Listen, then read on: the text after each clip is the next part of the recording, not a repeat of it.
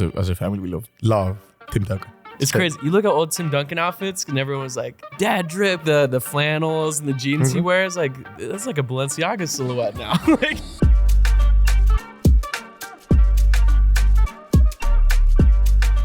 another episode of Thanalysis podcast, and here, you have to always do my basketball intro.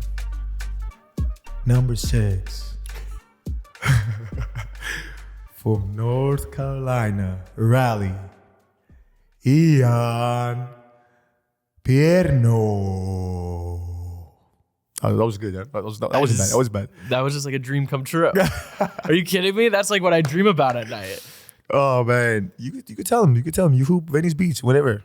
They yeah, I'm a catch little some bucket. ones. I'm 6'1". Like people don't know. I got a little height on me too. I dunked in high school. I can hoop a little bit. Hey, there you have it. So people always ask me, "Hey, Thanasis, you look good, you dress good." Obviously, I'm joking, but like everybody loves my my fits, and they want to know, is it just me? Is it just my creativity? Do I have other people? Is it my team? Do I have other people around me? And I get the chance to show you a little bit sneak peek behind the scenes. There you go. The floor is yours. Yeah, so I'm Ian. I style Thanasis. So if you see something that he's wearing and you love it, it's probably something he and I worked on together. If you see him wearing something and you're not a big fan, it's probably something he didn't listen about. But yeah, we met about a year ago now, and we like instantly clicked. Okay, but there's more to it. It's not just this. Yeah. So how did you start? Like, how did you start your fashion? Well, it started with basketball. Like I always knew I wanted to work in basketball. And have you ever seen the movie Almost Famous? Have I? No. Okay, No. I'll send it to you. But it's about like this kid. He's like 12 or 13, and he really wants to write for Rolling Stone. And so he like fakes his age and like like pretends to be older and like lowers his voice on the phone to like try and like get like a writing gig there. So basically I loved that movie, and I wanted to do that with Slam magazine. So I always wanted to work at Slam since I was like, I don't know, like 12 or 13, whatever. And anyway, to do that, I just started trying to get gigs in basketball. I started like covering like high school games in North Carolina, which like high school basketball culture in North Carolina like is insane. Like the way people talk about like high school football in Texas, like that's the way it is for like our public schools on a Friday night for basketball. Like it gets crazy. There's a lot of people from North Carolina, hoopers. I don't know. Shout out to Torrey Gregg, Chris Middleton, all the guys from Carolina. Michael Jordan, Stephen Curry. I just said the people I know. Yeah. I know personally. But yeah, so anyway, I started covering high school basketball. And then one year, there's this big holiday tournament that's like a Christmas tournament in Raleigh every year. It's been around for like 50 years. But anyway, John Wall, who's from Raleigh, had become like a sponsor of it. And I was covering it for the local newspaper. And ironically, I got the chance to interview John, ironically with the Slam writer. His name was Roger. Got like maybe like 5 minutes. It was like pretty like simple stuff, whatever. But anyway, like had good vibes. John's close friend, Webb Wellman. Have you seen John's hoop mixtape? I think so. Like the most iconic highlight reel ever from high school. His friend Webb made that mixtape, and I met Webb. And then anyway, I started working in basketball. My first gig ever was I worked for John for a couple years doing like social media and PR stuff for his AAU team, sometimes his family foundation. Anyway, while this is going on, I've been like pitching Slam emails like for years, like trying to write articles, this and that. Okay. About fashion or about like not even fashion. Just basketball. I was into like style because like my parents are big music people, so I always loved how like rock stars dress and stuff like that. But like I'm not even gonna lie to you, like 6 years ago, I didn't know what Rick Owens even was. You know what I mean? Like I didn't know like me neither. The brands or anything. Me neither. I was more of a, how do you say? I just go with the flow. I go with like, I used to go with the usual stuff. Colors and whatever I like and whatever expresses me. But then all of a sudden I was like, you know what? I like this. Why not? You ride on vibes. I'm the same way. Like there's fashion and there's style, and like I like both. Yes. But I like style like so much more than I like fashion because I'm not like super obsessed with like all the brands and the collabs. Like it just gets like so exhausting. But I love personal style. Like, you know, being able to, because that's what makes like fashion style, whatever, fun, right? Is it self-expression? You know what I mean? There is a difference too, because it's there's a difference between being, you know, up to fashion and be fashionable, because up to fashion is you're just keeping up with the new trends. But if you're fashionable, it doesn't matter what you wear. You're rocking it. So it doesn't matter. You could wear anything. I mean, anything. That's not style. Anything. Yes, that's style. Not anything, but yes. Yeah. But go back to, I'm sorry, go back to like, okay, so after the emails? Oh, yeah. So I was working with John for a couple years, and then randomly, finally, Slam magazine had posted like a tweet. They were like, looking for a night editor, like one night a week. I applied for that, just like I had been applying for internships and stuff and whatnot for years. Casually brought up to Webb, John's friend. He was like, oh, I know someone there. And it kind of like got me the shoe in. But I was working like one night a week, like bottom of the totem pole, like I would just like live tweet like the basketball highlights and stuff during the night, like one night a week. Anyway, I just kind of annoyed myself annoyed other people into getting more gigs. So I was like, what else can I do? What else can I do? And I always be pitching ideas and stuff. And then anyway, like probably 4 months later, not long after, LeagueFits came to be. Wait, you mean LeagueFits as the Instagram account? LeagueFits. The Instagram account, the TikTok, the newsletter. Wait, so you're the person who I want to say you and Slam created. I can't take all the credit. Adam Figman. Oh my God, hey, please put that on every social, put that on a clip. We got one of the founders of LeagueFits. This is the most iconic like account out there.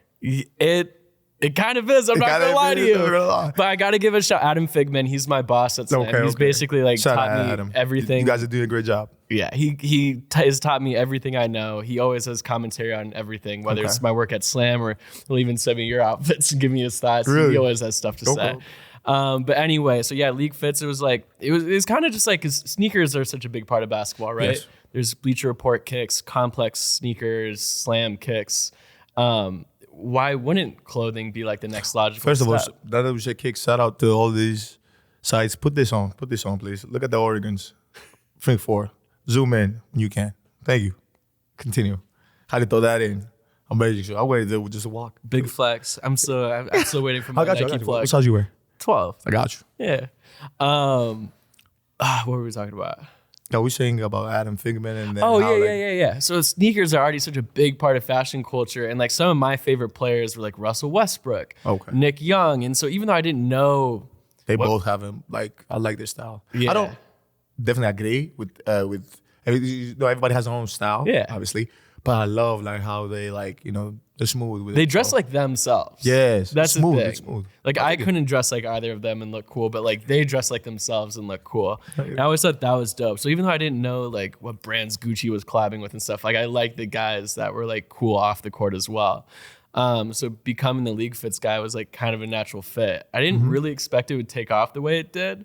But I realized like pretty quickly it was going to, because the players were getting super into it. Like even in the beginning when LeagueFits had like 20,000 followers, which is like, not a ton, but not a little. First of all, that you said 20,000. To all like the creators out there, all the people who have like, you work through social media, having like 10,000 or 5,000 or like 20,000 people following you, you don't have to compare it to other people. Like 20,000 is the whole Pfizer Forum. It's a whole arena following you. So trust me, it goes a long way. Yeah. And sometimes I remember the beginning when there was like 5 followers and I'm just posting fit pics over and over and over again. I'm like, I'm kind of talking to myself at this point, but like, that's the way you grow, is just being consistent with it. But even in the early days, the players like really liked it. Like players that had, 2 million Instagram followers would send their fit pics to LeagueFits to be posted on this account that, didn't quite have the reach they did, but I was like, oh, if the players are really into it, like this might be something. So yeah, it's kind of been a journey, and yeah. Anyway, my early days at Slam, I was doing a little bit of high school basketball stuff, a little bit of LeagueFits, and now it's just LeagueFits. Quick question. Now it's a lot of young guys who dress nice. There's a lot of people, a lot of girls in the WNBA. How do they get on LeagueFits? How does who get on LeagueFits? Anyone? Yes. How? Like I've seen myself like a lot of times, but basically, Are you asking how you get on LeagueFits? Yeah. What I mean is like, no. How does somebody, like, what's the criteria for LeagueFits? You would say. Yeah, I actually get this question all the okay. time, and it's usually like publicists and stuff like that. Really? Okay. There is no like algorithm. Just like if I think it's dope, yeah, So it's you. Yeah, it's just if I think it's dope or if I think it's like worth talking about. Is there stuff there maybe I don't think is like the dopest, but I'm like, oh, there's a cool conversation we had around this. And that's the stuff that gets posted. Like it's not like I look at how many brands they're wearing or whatever. You know what I mean? True. Like, yeah, It's not about the brand you wear, it's about how you wear it and what it tells the public about you.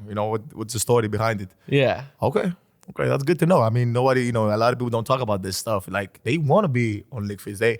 Especially guys, I think, in the fashion industry, like me, I'm probably in love with fashion, this. Like, I love fashion. But not just, not only from the branding side, but just to dress nice. I just like it, But, I used to be the guy always with the suit and always, like, carry on back. A little stiffy.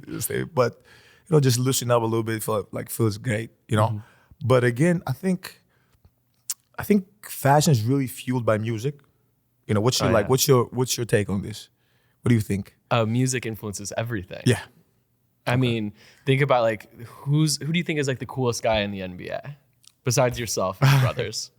Okay, there's a lot of guys, man. You have guys like Jordan Clarkson, Kyle Kuzma. I want to talk about other guys. There's a lot of guys, young guys from Oklahoma. Yeah. Okay, see, I like that. I like this style. Shy. Yeah. As a shout out to all the guys, like, who else? Even guys who are not on it, like Will Barton is like kind of shifty, like guys, like they have Tory Gregg. Yeah. I like his style. We're teammates. Shout out to Tory. We get you on the pod. But you know how they describe those people? How? The Kelly Oubre's, the Kyle Kuzmas, the Thanasis Antetokounmpos. They're rock stars. No, not rock stars. Not me. Maybe them. I'm not from. But but that's the whole point though. Like we're saying like music influences everything. Like when you are like the coolest at whatever you do, whether it's play basketball, paint, whatever, you're like, damn. Like at least for me, I'm like, damn, that dude's a rock star. I know what it is too. I think people like sometimes you communicate overconfident. This with like being cool with overconfidence. Like, oh, okay, he's so confident you're wearing it. It's really just if you feel like it. There's been days that I think like I see some of my like fits and I'm like, okay, I already said I was gonna wear this and then I don't feel like it because it's about how I feel. Yeah. And the saying like, you look good, you feel good, you play good. It's a thing. It's a thing. Not only that, it's just like a whole like swagger. It could be how you walk into the gym, how you walk to practice. You got your headphones on, you listen to your favorite song or your playlist, and it just gives you a whole routine that you have. Yeah, and there's science behind that. Like they've like done studies that like people that have like listened to like pump up music will like slightly like perform better in like 40-yard dashes and like things like that. Like there is like so all of that like because sports performance whatever it's all mental just as much as it is physical. So it all plays into that. Being swaggy, having your music, like of course it's gonna help. Hey guys, sorry to interrupt. This is Thanasis Antetokounmpo. Let you guys know you can get all your official Antetokounbros gear at Antetokounbros.shop. Follow our social media pages at Antetokounbros to stay updated with new lines and drops. And show us you're wearing the gear by using the hashtag We're All Bros. At Antetokounbros.shop, we're all bros. Back to Thanalysis. Okay, so what do you think about how much the NBA? Two questions. It's a two question question. So the NBA has changed a lot, right? So if you remember, it was a 2005 NBA mandate that had like guys have to wear business casual, right? And that's kind of like changed throughout not changed. We still have to wear business casual. It's the NBA, right? But has kind of like evolved to you just be respectful of what you wear. Yeah. Obviously, you can't show up naked to an NBA event. But I'm saying like, just be respectful of what you wear and how you wear it, and and not like wear something that's gonna, stir people up or something like that. People. Yeah. But what do you think about that? What's your opinion? So there's like so many like prongs to the whole dress code thing. Like I think if you, By the way, you were 8 years old in 2005. So I can't. I'm just saying. I've done a little bit of research too. Good. But like when you think about like the dress code, it was kind of there because there were some really loud guys in the NBA and even some not loud guys. Like I think, well, obviously the dress code is in response to Allen Iverson. He, you think so? I'm not from here, so you gotta understand. I'm basically learning at the same time. So you think so? It was like definitely because the Allen Iverson like would show up to accept his MVP trophy, and he looked like a rapper. He had chains, he had the big gray sweats, and he looked super cool. And the NBA like wasn't ready to like embrace like hip hop's influence on basketball, which is kind of crazy.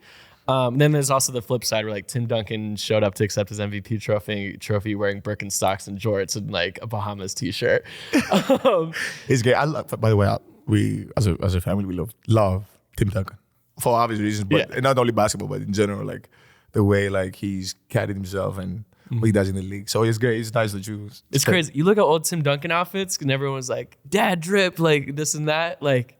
You look at like the flannels and the jeans he wears, like that's like a Balenciaga silhouette now. Like everyone's trying to dress like Tim Duncan now. But anyway, so like the dress code, they were trying to silence like hip hop's influence on basketball, right?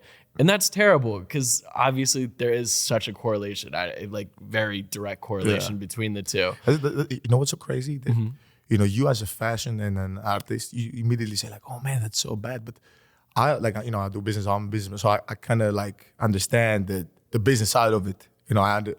Immediately I can tell why I understand the business side of it. But as an artist, as an expression, yeah.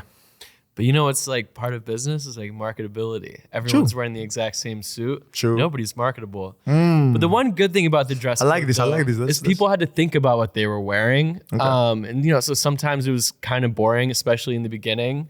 But it slowly morphed to people were like, okay, these are the rules. And when people have strict rules, eventually they're going to figure out how to bend them, right? Yeah. So for Allen Iverson, he was still wearing suits, but they were crazy baggy, like, things like that. I want to see some photos. I need to see some photos. I'll put you on game a little bit. Or like Dwayne Wade was wearing like the capris and like the different colored suits and the glasses. Like guys figured out how to like bend, like originally the dress code was so everyone would look the same. There was no like uniqueness, there was no self-expression, but people like all the players like took it into their own hands and slowly started to bend the rules and figure out how they could follow the rules, but still, be themselves. And then eventually that's how the dress code just phased out because he was bend. And then, Adam Silver came in and realized it's actually pretty cool that Russell Westbrook is wearing non-prescription glasses.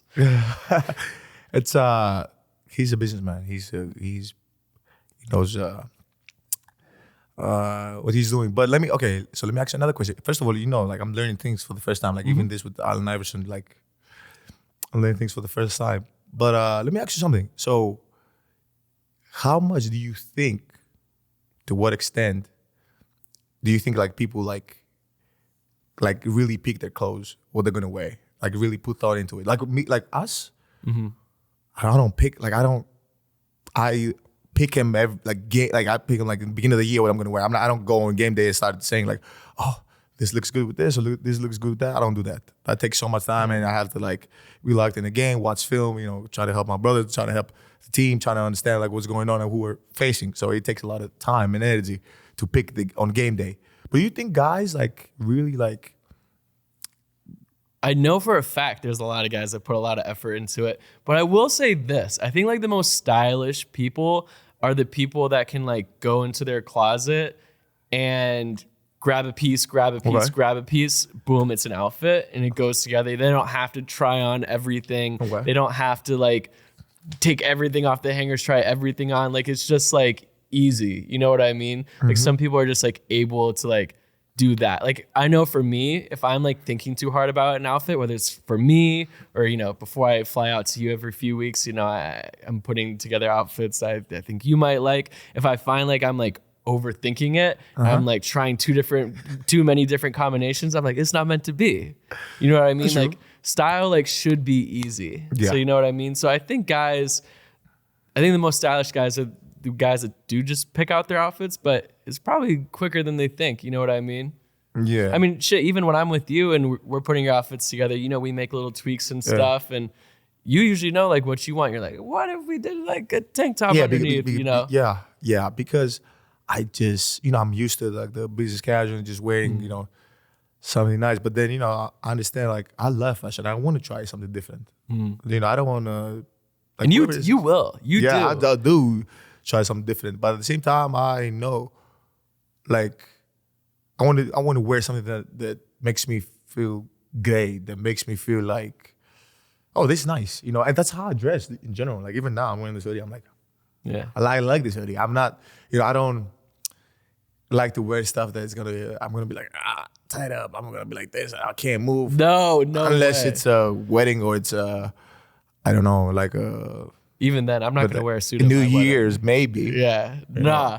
I don't even believe in dressing up for special days like that. That's Really? crazy because any day could be the best day of your life. That's so true. why are you like putting yourself in a box? I like I'm that. rambling, but would you put yourself in a box? Like dress how you feel every day. I was going out for New Year's Eve the other day with a friend of mine, and I was telling her I was like, I'm just gonna wear what I always wear, because I'm always fly. Like, put that, please. Put that. You don't have to get fly that. if you stay fly. Exactly. You know what I mean? I like that. I like that. We go keep that because whoever's sharing this podcast or watching it, listen to this, man. If you're interested in fashion and you like that stuff, and you follow me or you follow my brothers or you follow the NBA or in sports in general about fashion, like trust me.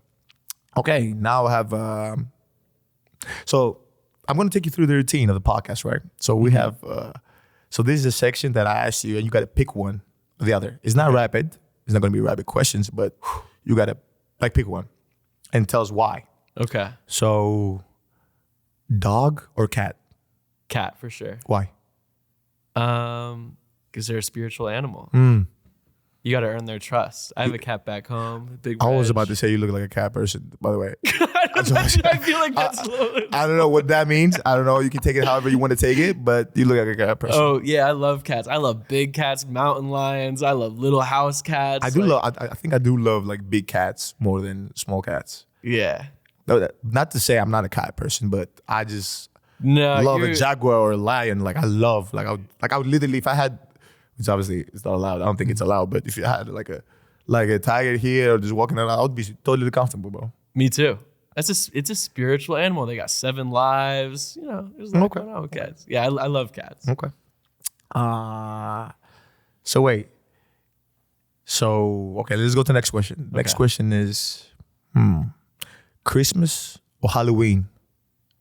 Ooh, I love both so much because you know how earlier I was like thinking about what you dress up for special days is lame. Okay. Except Halloween. I love dressing up for Halloween. Like I'll do makeup, all that. Okay.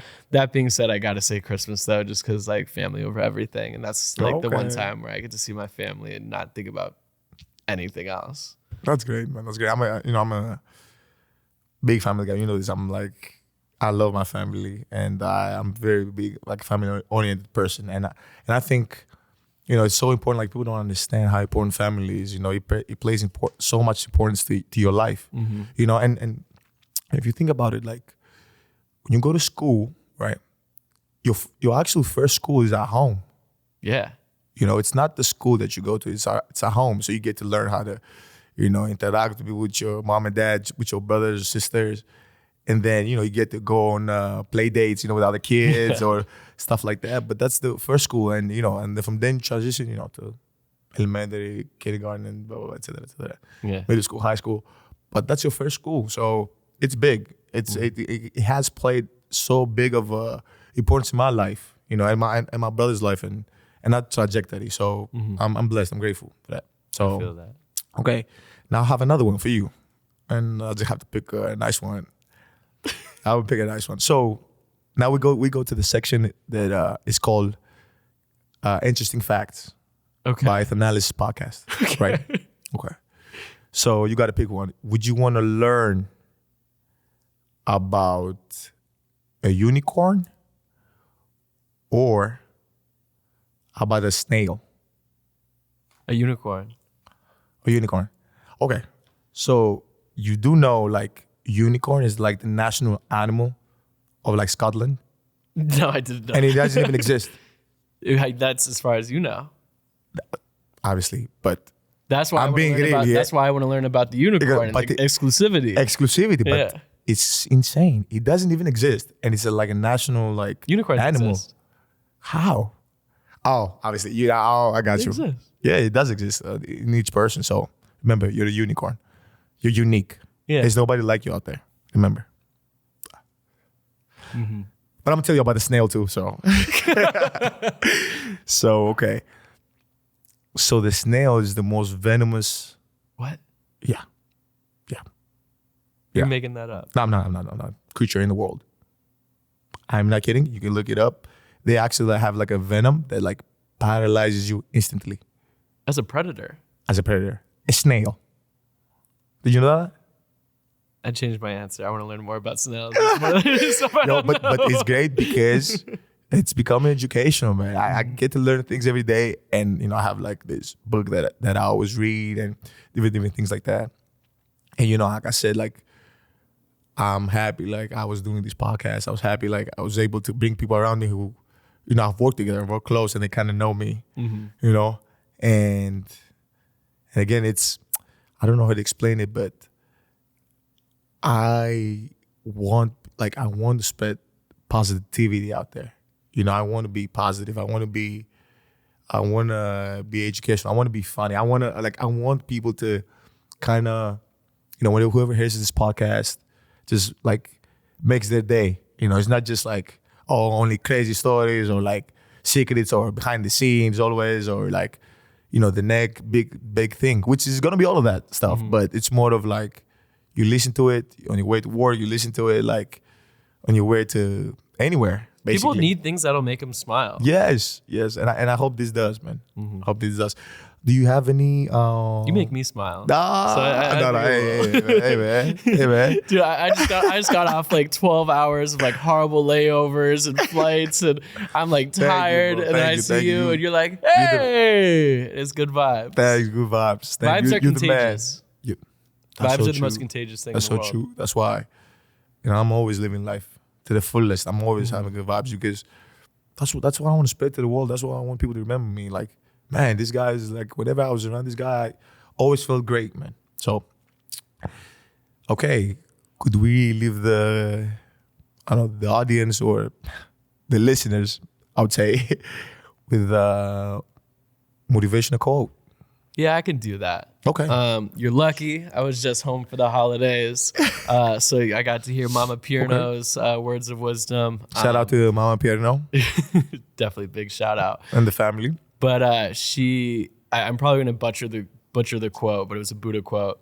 It was like, life is not about what you have or where you are or even who you are. Life is what you think, and it's just kind of about just the power of your mindset, your perception, how you perceive things is your reality. Your thoughts are your reality. So Man, it's good. I'm gonna add that to my journal. I have a journal with quotes. Yeah. Like I always share that to like all the family group chat or stuff like that. Or we go to training camp. I always like do stuff like that. So I'm gonna add that. I like it. So I'll send you the correct one. My guy. Well, thank you so much for being here, man. I know it was a long flight, and you really made my day too, because I get they get to see a little bit of I'm a big believer, and I say this because we live in a world that everybody wants to take credit about something, and it's good to give credit to other people who work with you. Just keep that in mind. Keep that close to you, because all you need to change somebody's trajectory or motivation is just give him the credit. Give him credit of like, oh, this is one of the people who really is my team, helps me. And this is why one of the things I want to do. So keep that in mind and stick with it. Sure. If you want to listen to Thanalysis podcast, you can get it on YouTube. You can get it if you want to watch the video on YouTube or any other platform. We don't know yet, but we'll see. And then whatever you get your podcast from. Amazon, listeners anywhere. All right. Thank you guys.